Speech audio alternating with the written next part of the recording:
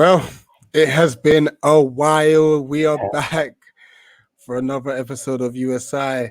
Welcome back.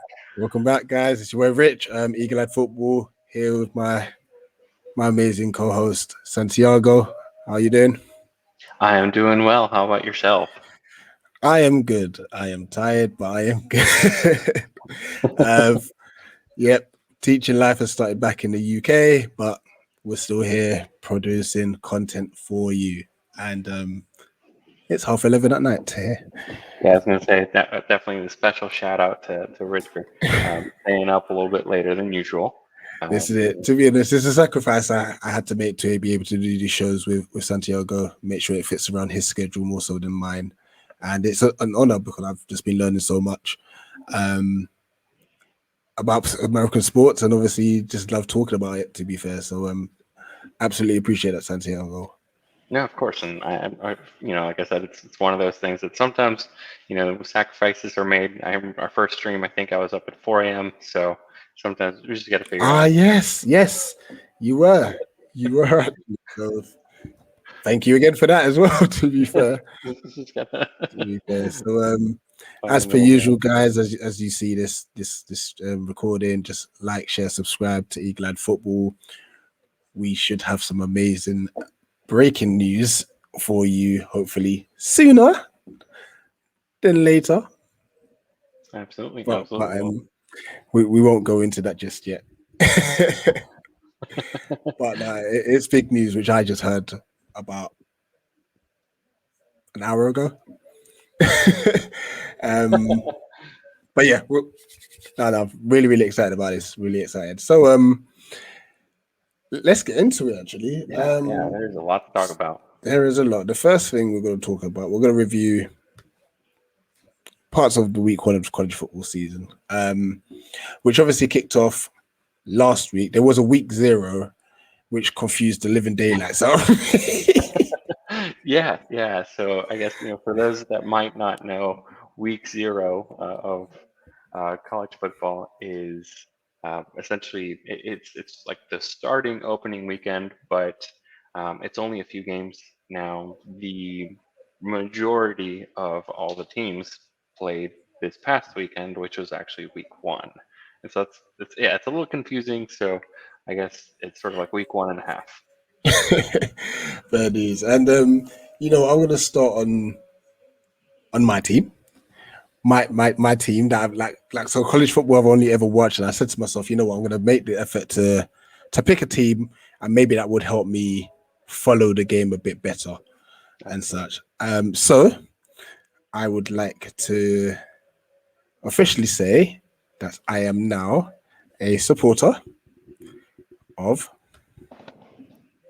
the Ohio State Buckeyes. So yeah, this is it. And we had a good start. I was like, yay, we won.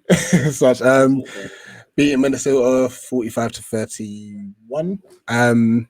Now obviously, like I said, I don't know too much about Minnesota myself. But I guess it's nice to see a high scoring game. It allows you to see the pros, the cons, and to be fair to Minnesota, they started off really bright when I watched the game. They were really on top, especially in that first half. And but credit to us Buckeyes, yay! Getting a bit used to saying that. We turned up in the second half, and CJ Stroud, just our quarterback, just working his magic. But I'm going to give a special shout out to Chris Olave. 2 massive touchdowns, which really turned the tie. And whoever was defending him had a rough time. Had a really rough time. And that is looking good. I think there was a total, so I wrote this down, total of 495 yards. 294 of those were through passes, which is quite a high stat, actually. Yeah. So, and that's one of the things too, is like a lot of times you see in college football is like the scores tend to be higher because defending isn't quite as I guess crisp. No.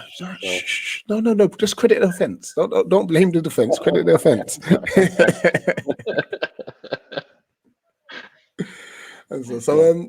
Yeah, no, good start. Huge game actually. For us this week, we've got Oregon, I believe, and it'll be That'll be a the good game. That'll be a yeah, good game. it'll be the first home game as well.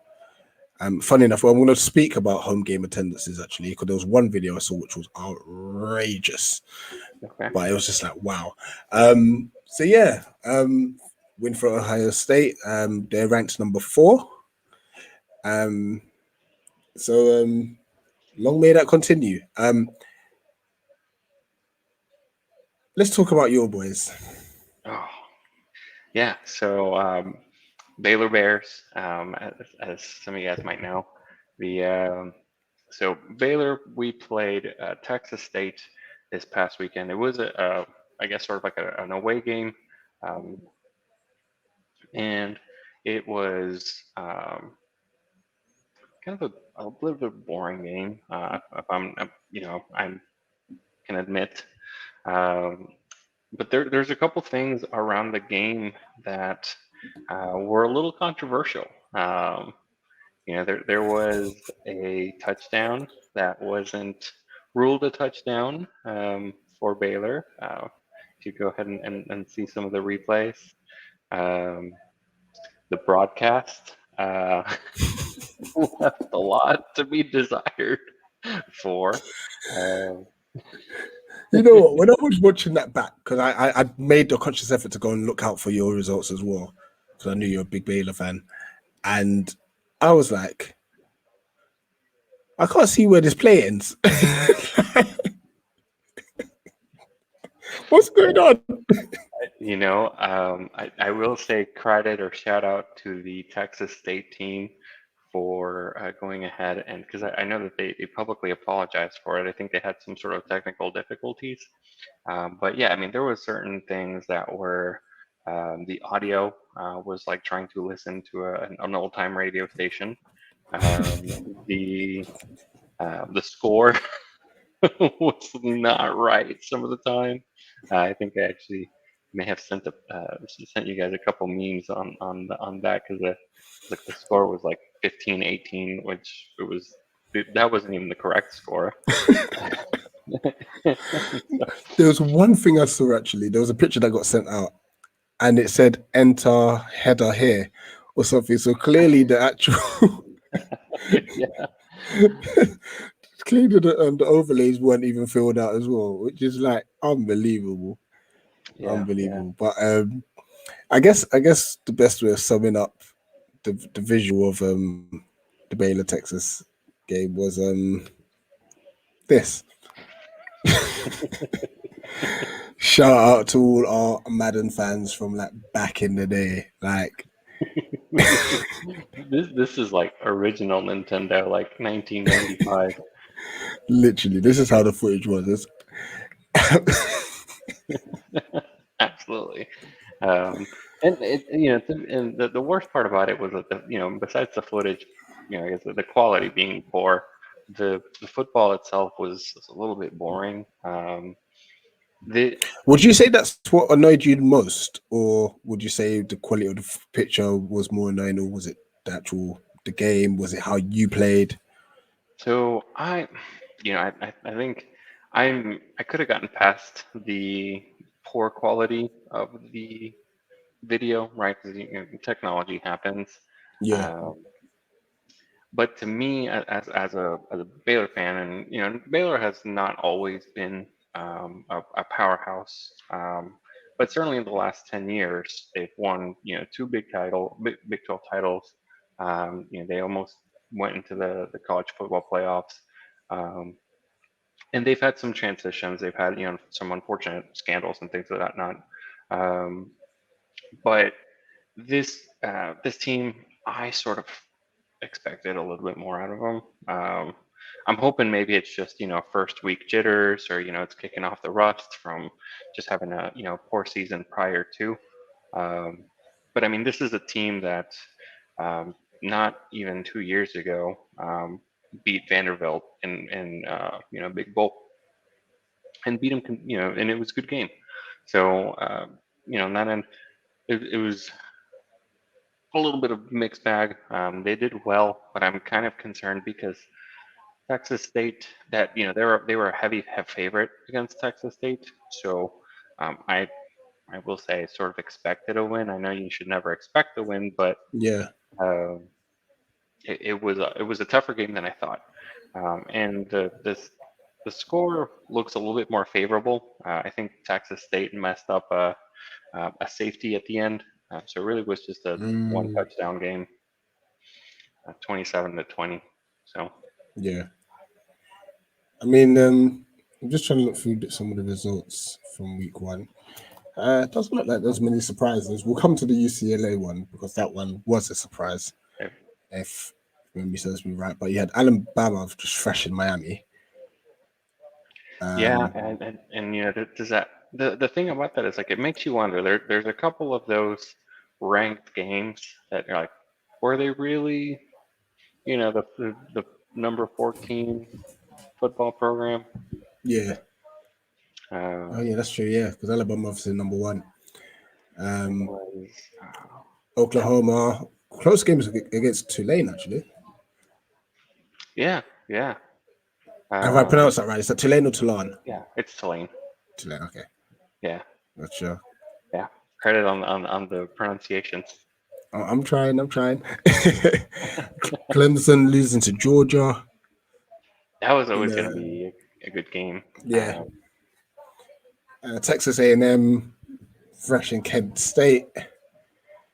UCLA beating LSU. Well, like I said, we're going to get to that. Notre Dame when I believe they won with a field goal. If memory serves me right, I think I did see the highlights of that. That So it might have. I may have not actually seen that one, but I think another one too was University of Texas, the Longhorns versus Louisiana. Not to be confused with Louisiana State, but Louisiana was ranked 23rd, Texas ranked yes, 21, 21st. Yeah, and that's they it. completely, it was a 38-18. So I think you know sometimes some of those week one ratings can be a little bit foolish. Well, not foolish, Misleading. but misleading. Yeah, that's a much better question. Adjective. Um, so yeah, I mean, I guess we can get down to UCLA, LSU. I know. Yeah. Yeah, I made sure to watch that. Obviously, shout out Jay, uh, a good friend of ours on the show, um, who is a massive LSU guy, and he weren't happy. He weren't happy when we spoke. Obviously, off air, he was just like, "Nah, our offensive line's a joke. Our defense is a joke." Um, I'm really bad with names, but there was this really big guy who I don't know if he's a wide receiver or if he's part of the offensive line for UCLA, but he picked up the ball and was able to run like 40, 50 yards, Yeah, yeah, and get a and touchdown. so I think UCLA is one of those that I think it could be like a banana skin kind of games, because they're normally not a bad team by any means. Yeah, Um, Now, you know, being that UCLA was unranked, and then LSU was ranked to be number 16, I think now it's LSU, as much as, they might not want to hear it this week, but next week they'll probably, want to go ahead and make sure that UCLA has a good season. Because if your first loss of the season is against a good team, then towards the end of the season, when we're looking at the college playoff contenders, that might get a little bit overlooked because of like, oh, okay, well, maybe that team was just a very good team after all. Versus, if yeah. UCLA goes and has a horrendous season, then it just makes LSU look worse. No, that makes sense. And like, just obviously talking about the playoff picture, like I was so surprised to hear that. Like, I'd always known that like maybe 2, 3 defeats, like you're very borderline, but like Jay was even mentioning that this one defeat could actually ruin their playoffs already. Like how? like just so I can get a better understanding, and obviously for my UK viewers and anyone who doesn't really follow college football, like how does one defeat really impact on playoff hopes? Yeah. So, I mean, I think, as you've sort of now realized, there is a massive amount of teams. Now, this massive amount of teams are currently only competing for 4 spots. So, the likelihood of having one-loss teams or sometimes teams that go undefeated is marginally high in comparison to other sports. So, that one loss could ruin it because now LSU knows they cannot lose another game, right? Because, um, and I think we may have referenced this to it a few times, but the first year of the college football playoffs, you had three teams, who all did well. They were undefeated, and then you had 3 teams with one loss. Now, those 3 teams with one loss were all competing for one spot. And so it Right. really became a dilemma of trying to see which one of those 3 teams ended up being actually the one to go into the fourth spot for the playoffs. It actually, funny enough, ended up being the Ohio State Buckeyes. Um, so unfortunately, it was the other 2 lost teams were TCU and Baylor, so they ended up missing out. So it's Yeah. it's one of those things that even that one loss can mean so much, right? Um, Have they not expanded the playoffs to, was it 12? so there was talks of it. I know that as far as being implemented, I think it wasn't going to be an immediate Oh, okay. implementation, so it's not going to happen this year anyway. So is this across all conferences that there's only 4 teams? So like the Big For the 12, the yeah for the SEC. So yeah, for the playoff, it's across all conferences. Oh my. So yeah, Okay. so that's why it's such a big deal, right?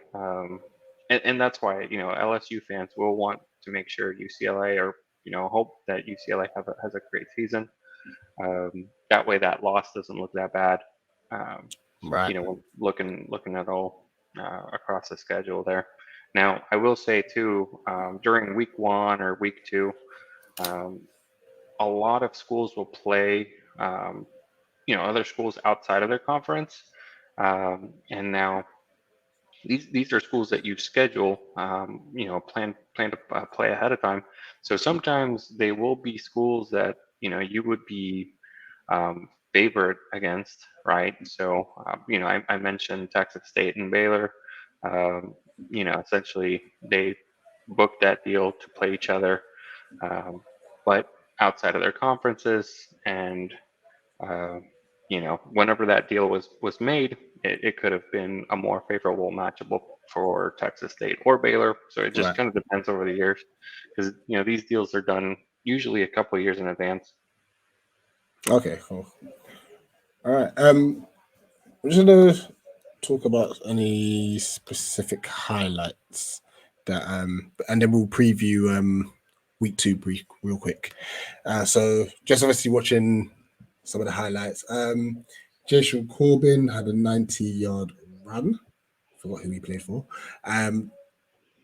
Taylor from Wake Forest had a 99-yard punt return, which was pretty awesome. But I'm gonna go my star. What do I call it? Man of Star of the Week? I don't know. I'll find a name for it. For me personally, Riley Moss from Iowa. To have 2 pick sixes it is incredible. It's hard to even just get an interception at times, but to obviously return them for 2 touchdowns is that's a phenomenal feat. So Riley Moss for me is my star of the week. Okay. Any highlights from yourself? So I mean, I think that's probably the best um, let's go with the best and the worst, right? So I think that you got to choose the best. To me, I think the worst highlight of week one was Kansas football rushing the field versus a FCS football team. So um, they played in South Dakota. It's their first win, and I think they snapped like everything was like a 13 game losing streak. So they So hadn't won.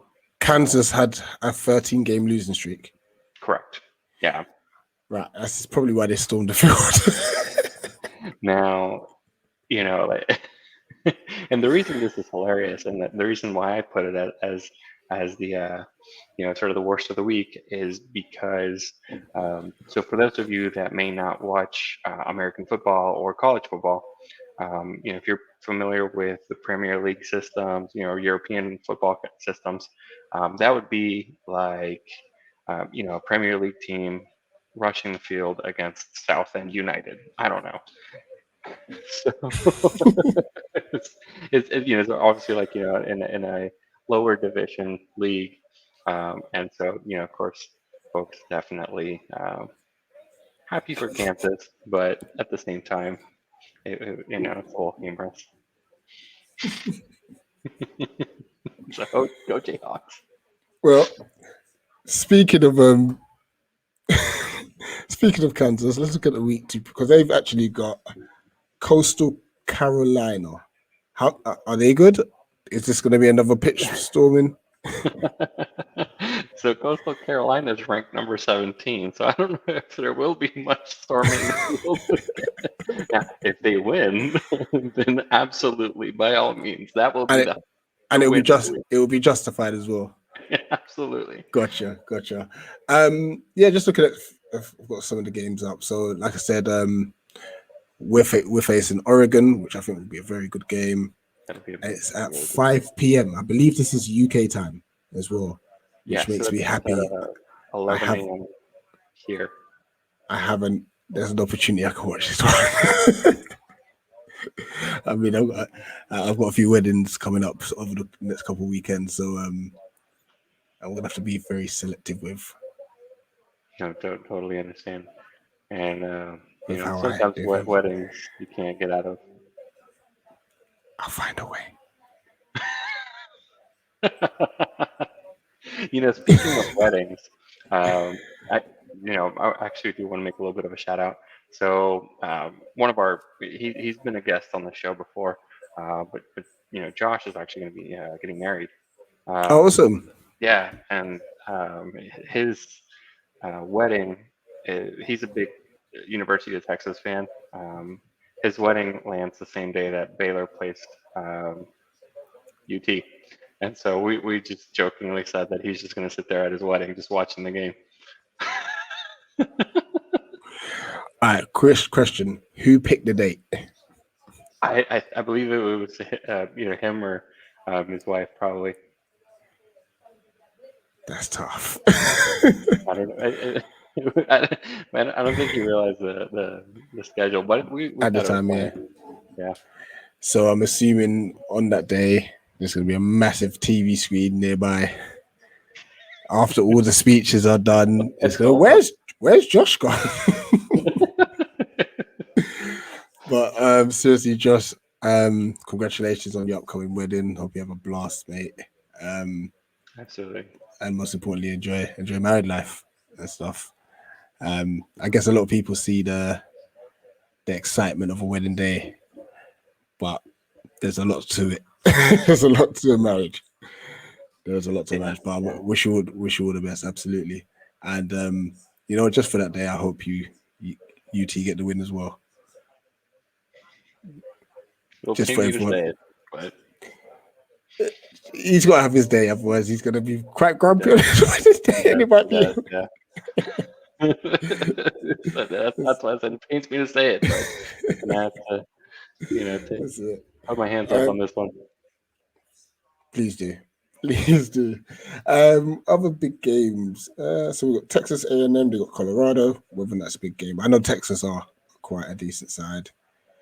I think that the Texas Arkansas game, even though Arkansas is on not ranked right now, that's that's kind of like an old rivalry. That's Right. they haven't necessarily gotten to play each other much lately, but that'll be a good game between two traditionally big programs. Besides that, I mean, another rivalry is Iowa versus Iowa I State. was gonna mention that. So um, That's interesting. usually, yeah, 9:30. I might watch that as well. yeah, yeah. For those like yeah, again for those viewers that might not be too familiar with college football, if you ever see a team that says that's a state, um, like Iowa, and then there's a team that says Iowa State, usually it's a pretty good rivalry. It's a good How? indicator. That's a very good question to ask. How do these states then come about? Like, is it just because it's another team's formed, so they have to call it something, or That's a great question.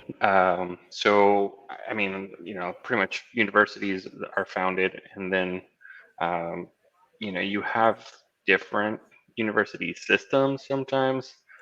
So, for example, you have the University of Texas that has other system universities. So, like you have University of Texas at San Antonio, which is even if oh, okay, it's technically a different university. Um, but they're still falls under the permanently the umbrella system. of Yeah, University of Texas? Okay, yeah, yeah. Um, and I don't know. So you have private universities, you have regional ones. It just kind of as far as how they name it, it's a really good question. yeah, it's just interesting because obviously there's Texas and there's Texas State, Mhm. there's Iowa and Iowa State. I'm sure there's more. Yeah, I'm sure. usually there's a school like that, that'll say, um, I don't know, like North Dakota State, right? I'm sure they have different things like that. Yeah, who you lot got this weekend? Who do we have? Oh my gosh, it's in Waco. Um, Let me take a look because it's yeah, Texas Southern um, Tigers. So yeah, Texas Southern. Again, it's one of those schools that's not going to be in a big Power Five conference. So it is a favorable matchup for Baylor. So hopefully it should be a little bit of a better game. But um, especially being a home game, I expect that the broadcast will be better at least. That's I'm actually gonna look out for that one, and I'm sure that was, there'll definitely be references made. I'm sure of oh yeah. Oh, it. um, just before we move on to like the Big 12 application, because that's become huge news over the last couple of weeks. And speaking of Baylor as well, now obviously tomorrow is September 11th, um, correct. which obviously is well, it's September 11th here in the UK, by the way. That's Yeah, right. it's just hit 1 minute past the 12. So obviously a massive deal anyway. Just on like a humanitarian level, but what I do obviously appreciate is like American sports really make the effort when it's like this Absolutely. or Yeah. Memorial Day, whatever it is, they pull out the full works for it.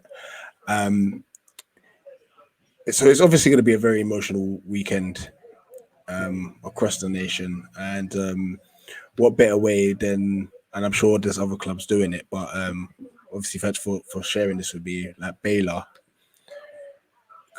this looks awesome. Like Yeah. Yeah. if this was like a normal like cap, I could rock that. Even though I'm not a Baylor fan, but like I'm not a big green fan anyway. But I'm gonna put it up again. That just looks wicked.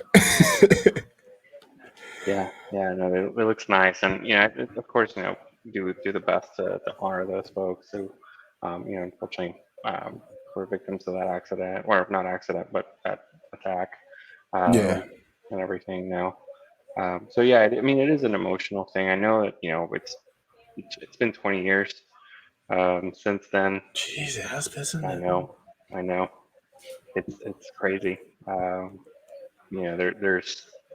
There's adults who were not alive at the time that this happened, but um, I, you know, you always know somebody who at least knows somebody that was affected some way somehow Yeah. about it. So, of course, still a massive, massive thing, and of course, I guess never forget that. That's the This is it. And on behalf of myself and Santiago, for those who have been affected by the attack, it's not something that you're just going to live down. You know what I mean? Like, so our thoughts and prayers are still with you. For all those who put in the hard work, whether military wise or just even just bringing remembrance to this moment. I wouldn't call it a momentous horrible word. This day, um, using sport as a tool. Full credit to you, big up to you, and I hope everything goes well for you in the States. For you guys, it's tomorrow. For us, it's today. And yeah, just obviously, like I hope all athletes across whatever platform or whatever sport just represent well as you always do. So yeah, yeah, yeah, for never sure. forget. That's a great way to put it. Never forget. So, but Absolutely. yeah, yeah. I mean, so now, of course, moving on to a little bit of different topic there is how the OU and University of Texas moving to the SEC has caused a domino effect. I Uh, did ask about that. yeah, I did ask. I yeah. I was like, I mean, wonder if other teams will then start moving. Yeah.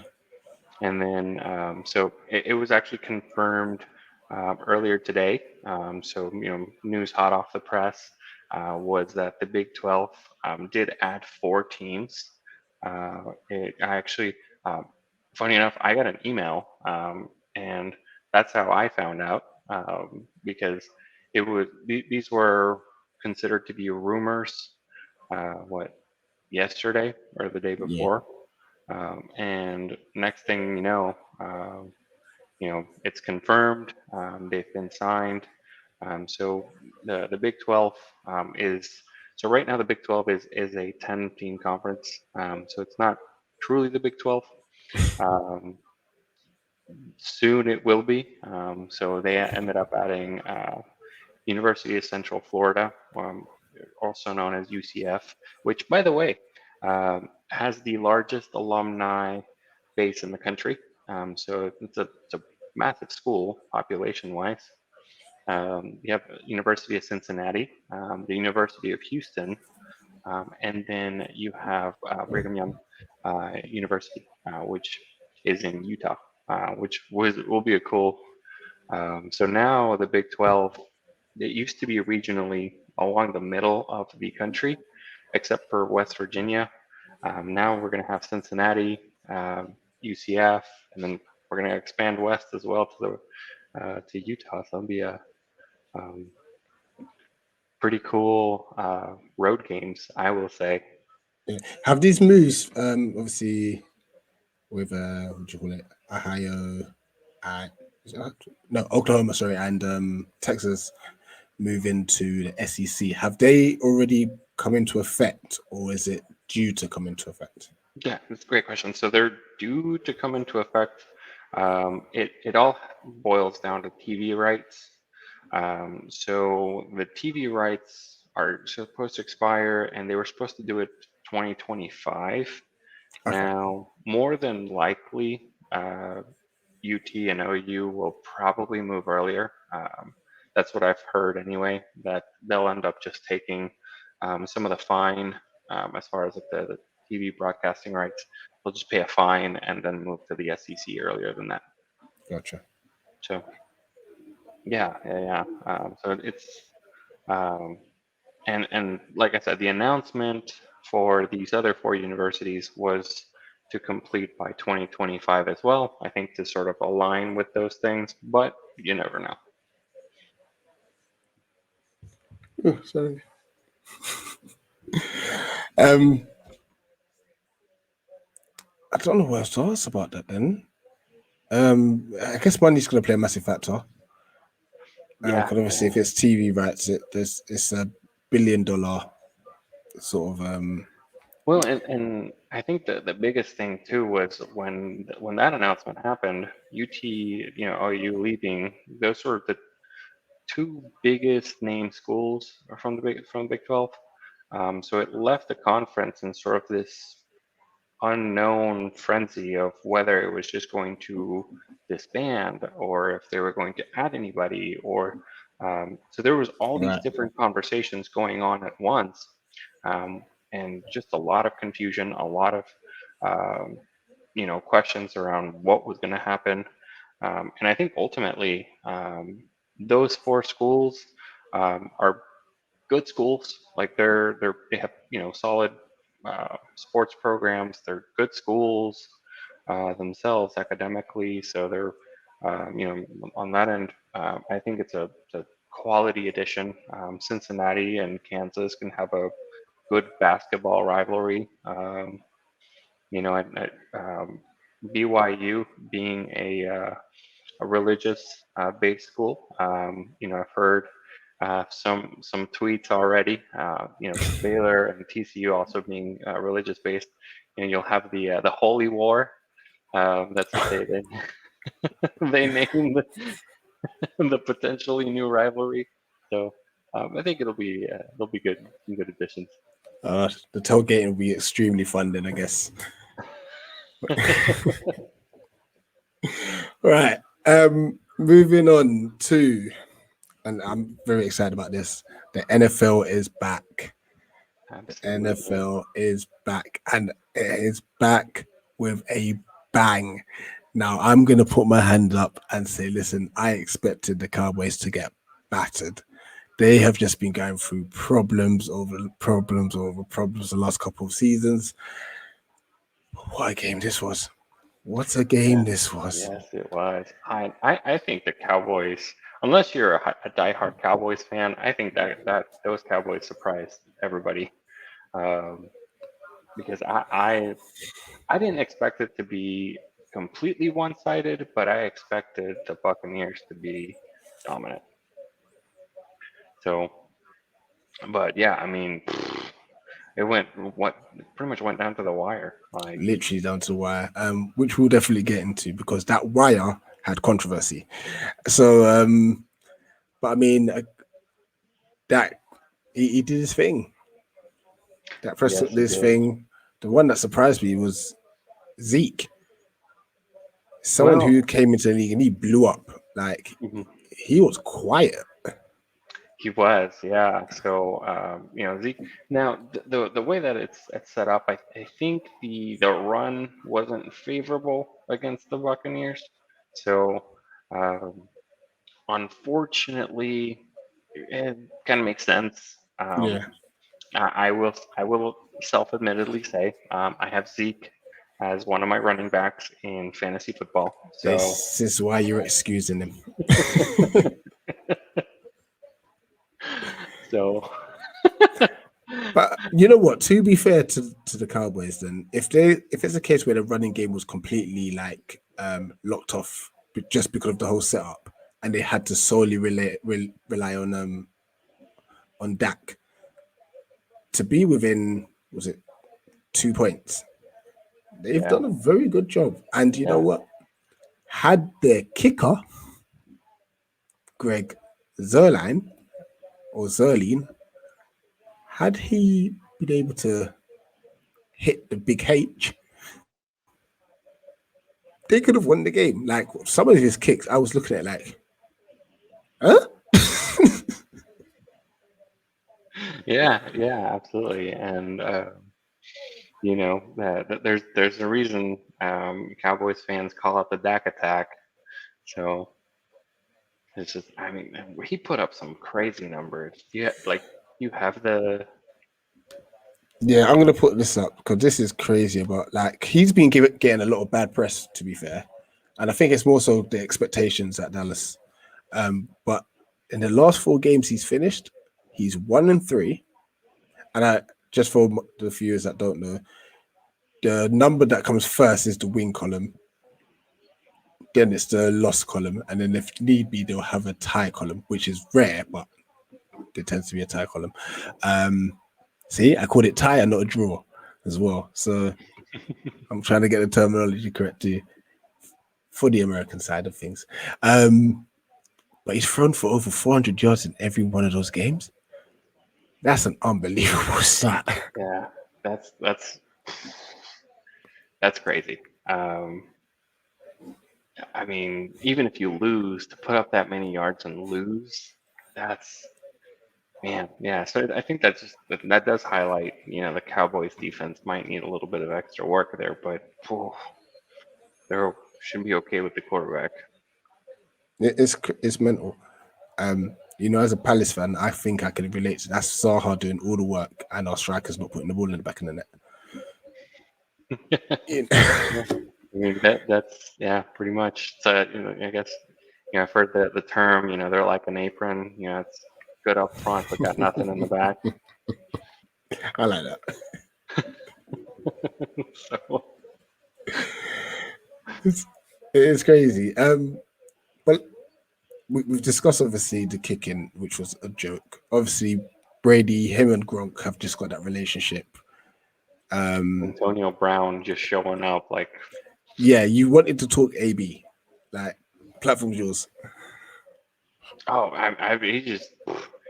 he showed up with a vengeance. I mean, like there was of course memes that showed him like as if he was back in the Steelers jersey, because he came back and put up some crazy points too. Like I was just I didn't expect it. It surprised me.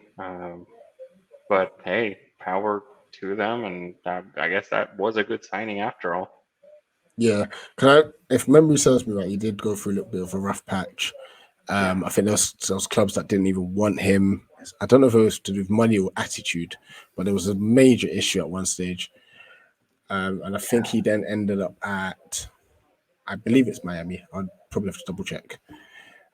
I have to look, because I know there was like some contract breakdowns and stuff like that. So I don't know. I don't know if it was stuff off the field. Usually I'm really bad about keeping up with some of those things, if I'm going to be honest. It's all good. Like, but either way, like, for him to come back and he started well, hopefully this could be a sign of things to come for him and stuff. Because obviously at the Steelers, he was wicked. Who were the three that they had? It was Ben Brown. There's one more. I'm just gonna bug me. So for the in a while, talking about the would have been like what, like 2018 maybe. Yeah, it was a couple of years ago. Steelers, See, big, um, freebies. Juju Smith-Schuster? Nah, it wasn't him, but he's big though. No. Wait, hold on. This might be a current roster. I don't know. Bell. Oh, yeah. Le'Veon Bell, was it? Is it Le'Veon? Le'Veon Bell, yes, Yeah. that's it. I knew there was a third B and such. But yeah, either way, let's not digress. It's obviously good to see that he's back in the fold and hopefully he has a good season. But let's go into this bit of controversy because obviously they're calling it. I'm hearing it's being called Brady tax. I'm hearing because it was obviously at the Bucs, they didn't call it. But this was deep into the game. Obviously, the Cowboys were winning, and I'm assuming a lot of people have seen this already. But if you haven't, and even if you have, chuck in the comment section whether you think this is an offensive pass interference or not.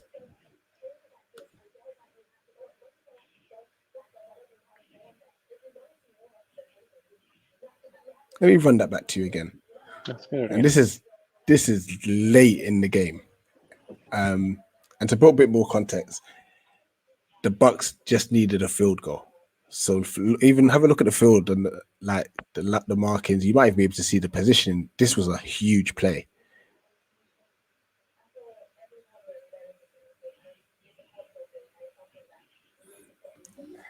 Now I've looked at it a few times,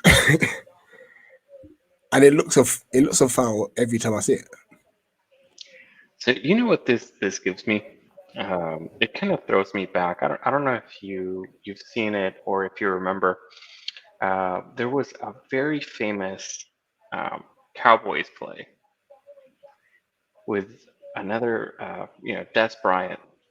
It was that Des Bryant Ah, yeah, catch, and there was that massive controversy, and people were overanalyzed, analyzed it and analyzed it. I feel like this sort of has those same vibes to it, where I thought the Des Bryant catch was a catch. I thought that this was pass interference, and I'm not a Cowboys fan.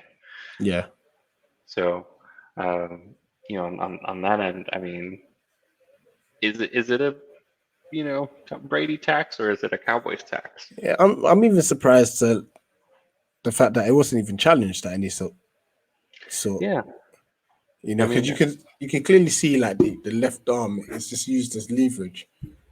You mhm. know, who's to say that the cowboy um is that a cornerback at that position? Yeah, yeah, corner. See, I'm doing all right. I'm getting there. Um, who's to say that he would have intercepted it or stopped the play? We don't know, but it's clear that the wide receivers gained an advantage Hmm. in giving him that little bit of a nudge. But Yeah, I mean, I don't know. To me, that you could argue it. There's definitely an argument for it. So, yeah, which um, obviously led to the field goal successfully going in, and they took that 31-29 lead with about, I think there was 2 seconds left on the clock yeah. and such. So it's effectively game's done. Effectively game done. But great advertisement for the NFL. It's good to have it back. And actually it's actually nice to have college football and the NFL like there's both of them.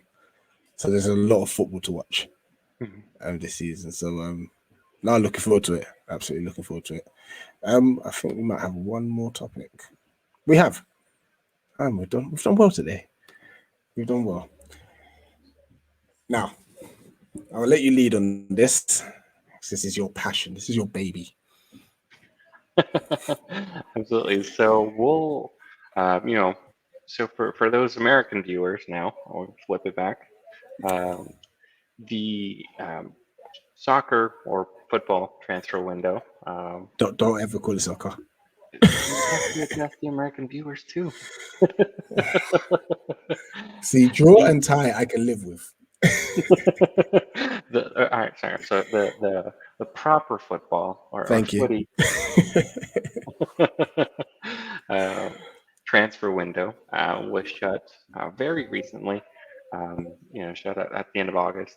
Um, the We do want to talk about some of those CONCACAF players. So CONCACAF, for those of you that might not know, is going to be North, Central, and some of the Caribbean. So that's the conference that it encompasses. And there was quite a few moves, this past summer window in regards to some of those transfers. I think it'd be a fun little exercise to kind of go through some of those and kind of analyze whether they were, good moves or whether they were bad moves. Now, Yeah. and we'll go ahead and start off with there was a couple of American players who moved away from FC Schalke. So Schalke is a team in Germany. Now, my understanding is that they were actually relegated to the Bundesliga 2. Yeah. Um, and so rather than staying and playing in a lower league, they decided to go ahead and move elsewhere. So Josh Sargent, he went to Norwich. Oh, perfect. Just see if I can move this around. No, and it's not the clearest. But Well, let me see if I can do it. so yeah, so I'll see if I he can do it as a share screen. But okay. yeah, go on. So yeah, so he moved to Norwich. I think it's a good move. I mean, Norwich. Well, let me ask you, what do you think of that move? He's playing football, I guess. I don't know if Norwich is the best fit. Yeah. But So then you know what? Like you've just been relegated from with Schalke, so you can't really complain. well, and okay, and in his defense, Daniel Favre, Falca, sorry, he plays decent football. He does play okay, decent football. yeah. I guess what I was gonna mention about it, I think it's a good move because you get to experience Premier League.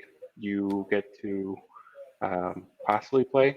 I don't know if we'll get minutes ahead of Pookie, but um, you're also going to a team that's going to be fighting their own relegation battle. So, is it really a good move? We'll see. I think either way. I mean, I think even if you play the championship, you're in a really good spot.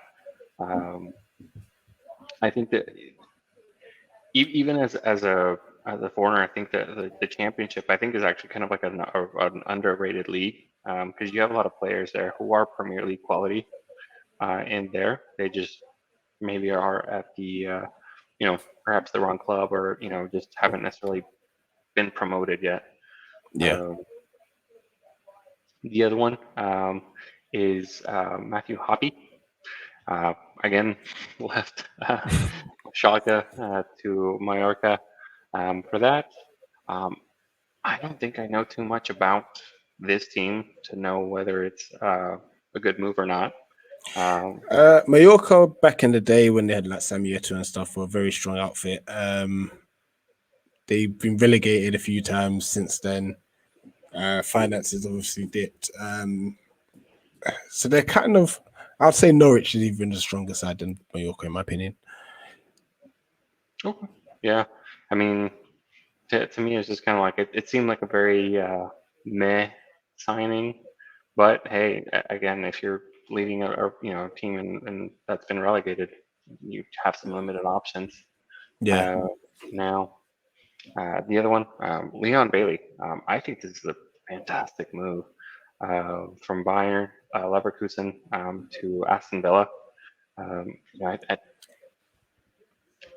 I think it's a shame that Grealish left them, but that could have that because that was kind of like a really good signing to like play on the other side and have like a really strong squad. yeah. Um, I think they're going to be doing well because they're putting together a pretty decent team. So, and I would say if that's probably about like an equal team, right? Like if Bayern, like if Leverkusen and Villa played each other, I don't know who would win. Yeah, actually, yeah. They're not as strong as they used to be. Well, back in the day, had like the likes of Balak and such. Yeah, And then obviously recent times they've had both Bailey and Kai Havertz and such. So I don't know how they'll fare now, but I think Villa will give them a strong test. To be honest, a very strong yeah, test. yeah. The other one, Kevin De La Fuente, from Barcelona to Marseille.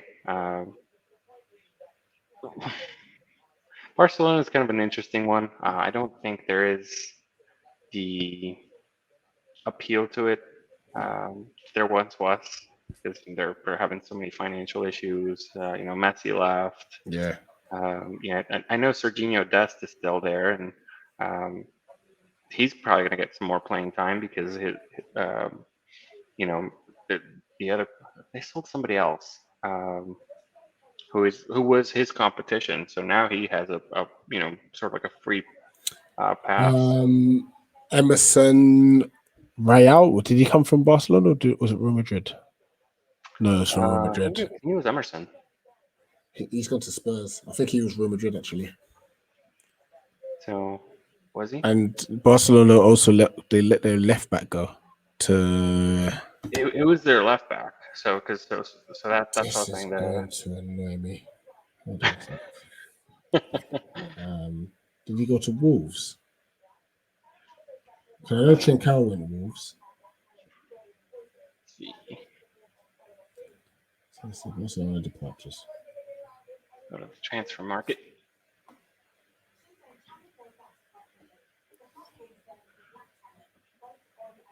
The departures. Okay, so there was quite a few. Yeah, So let's see. Emerson Royale was their right back, and Junior Firpo. He went to Leeds. Firpo. That was it. Leeds, not Wolves. That's the one. Yeah, so that's the one that he was competing with. So Emerson Royal was from Barcelona. Yeah, Emerson was from Yeah. Barcelona, Okay. and he Yeah. did go to Spurs. He's gone to Spurs. Okay. Yeah, wow. I didn't. Yeah, but I knew that they let go of Messi and Griezmann, but I didn't realize there was a few There's other quite ones a as few. well. Yeah. So, but besides that, you have Matt Miazga from Anderlecht to Alaves. Slight step up. That is Um, actually. Yeah. I don't necessarily rate the player, but good on him. And I guess we'll see. He plays at center back. So I don't know how strong Alves is, with their defense, or if they need playing time there. Um, then Albert Ellis from Honduras, he went to Boavista to Bordeaux. So another good move there. And there's a couple of I guess sort of like honorable mentions too that are not on the list there, but there was um, a Mexican player that signed from the Olympics. He did well. He went to Genoa, and my understanding of it is that their center back situation is not necessarily great. So, and he plays center back, so he should be getting some minutes. So, which is great, for especially for I think it's like 18, 19-year-old kid. Yeah. Uh, and then the other one was Jose Juan Macias, JJ Macias, which Loki, if you play FIFA, he's a great signing. Like he plays for Chivas or whatever. But like I think he's like 75 rating, but he has like Yeah. ridiculous potential to the point where he's like 82 within a season or two. So if you play FIFA career mode, that's a good signing. Right. I'll make sure I write that down. But yeah, he went on loan to Getafe, so some good moves there.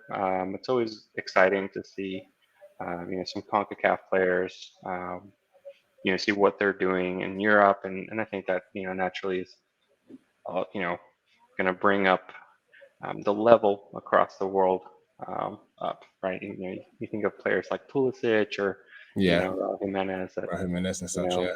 like they come home and they're the leaders on their teams because they're playing in the best leagues in the world. Yeah. This is it. And no, thank you once again for obviously highlighting it, because it's probably not something that gets spoken about enough. The CONCACAF players, let alone Mexican players, to be fair, unless they're in the Premier League, you don't. I don't think you hear much of them. If you look at like Chucky Lozano, had he not been linked to a Man United and such, he might have just fell off the worst side. And Yeah, so, I mean, he yeah, plays for Napoli, which is it's a good side, but even still, like you probably wouldn't hear about him otherwise. I've not heard much of him since he's been there. That's the worry. He had a horrible season his first go about. He also had some um, disagreements with Gattuso when he first came in. That's no surprise. So, but he settled in. He had a decent season last season. Um, right now, currently out injured for whatever reason.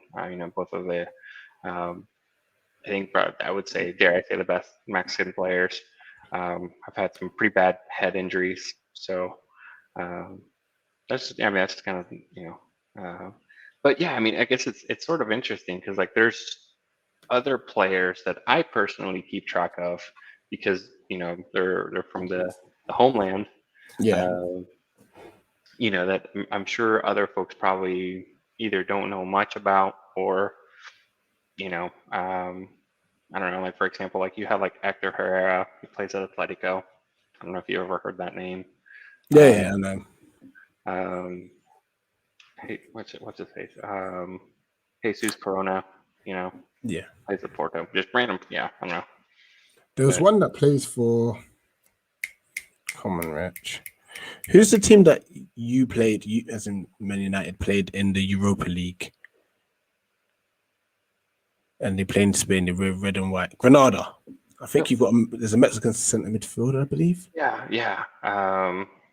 There's a few Mexicans in Spain.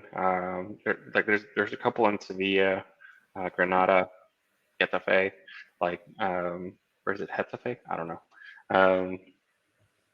Yeah, I mean, they just sort of seem to go kind of under the radar because maybe they're either squad players or they're maybe not playing at the very top level. And I guess it's whereas I guess like in the U.S. you have at least a couple players like Weston McKennie that plays for Juventus. He was linked with us for a little bit. Was he? Yeah, as a loan move, but I think the loan fee was just a bit too high. You probably didn't want him. He's a great player. No, okay. And I say that, but he actually got in trouble this past international break for breaking COVID protocol twice. So he got Twice. sent I'll home. do it Yeah. twice. So one of the night. So the ironic thing about that is he had a speech about accountability because he's one of the team leaders of that team. And then that very night, he went out. And then not only did he go out, but I think like one of the other nights he brought a girl. So Right. he got it. He got broke it twice. And the U.S. men's national coach was like, "Nope, you're out of here. You go home." So he sent them home early.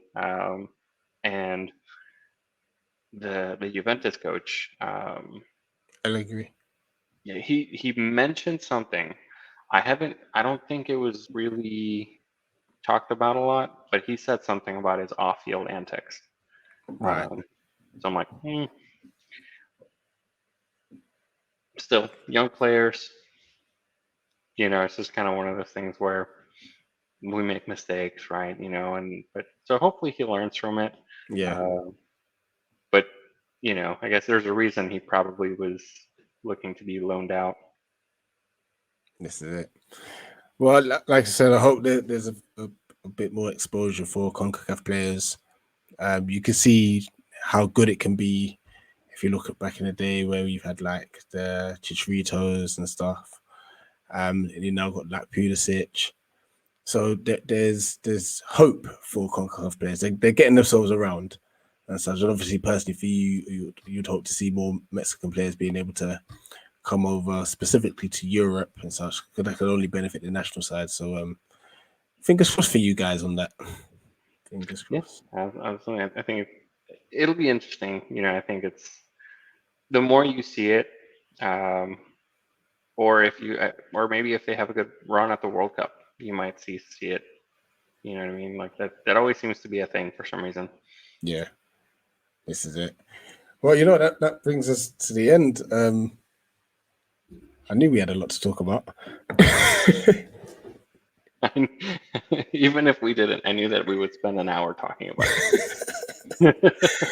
That's the thing. Like before we even started recording, we were just like, "Yeah, let's save that topic for another week. Let's save that topic as well." And so this is it. The beauty of American sport. Things are rolling back in. Things are back on the move, and we'll keep churning out as much content on that as possible.